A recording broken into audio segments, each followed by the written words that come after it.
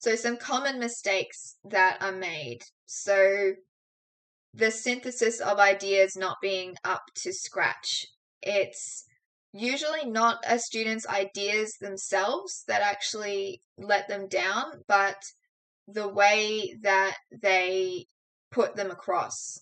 So long and complicated sentences that are tricky to follow, ideas that don't flow together and create a cohesive idea.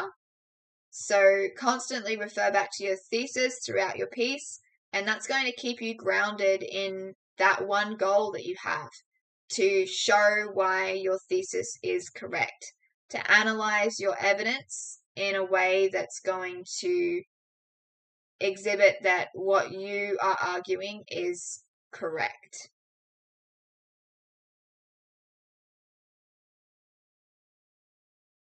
Many students leave gaps in their work by failing to state the obvious.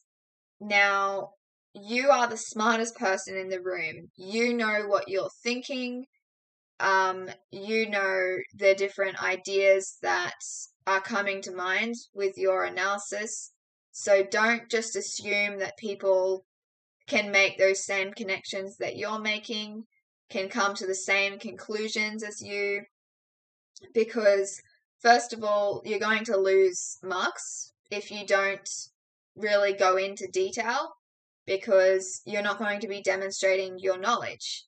And then also, it can create confusion too if you're not being clear enough, because ultimately, people have different perceptions of things, different ideas, and if you leave it up to them to draw their own conclusions, not only are you not showing your knowledge, but you're also potentially allowing them to get the wrong impression and become confused by what you're saying. Spelling and grammar. So exam conditions, spelling and grammar is always tricky, but it's important to make sure you're editing and reviewing what you're doing to make sure that your spelling and grammar is the best it can be. Now, you can take a couple of different approaches to this.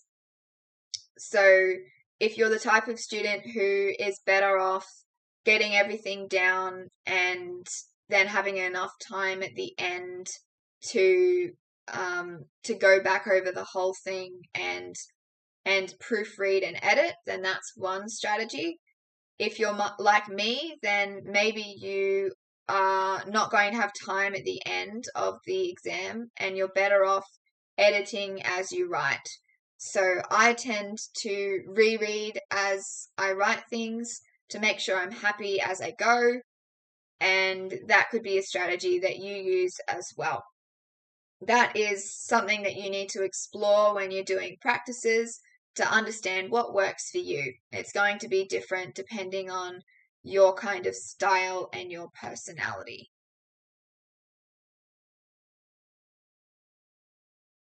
And the other thing is, just when you're doing practices, think about getting your work marked and understanding the kind of grammar mistakes that you often make. And not only grammar, but just your language, your vocabulary. You shouldn't be using abbreviations and the and symbol and things like that when you are writing a formal essay like this one. It should be that formal kind of style. So you can see how it changes depending on the genre you're writing. The public audience writing task from IA1 was all about being more casual, more approachable and conversational for that wide public audience. An essay is about formality.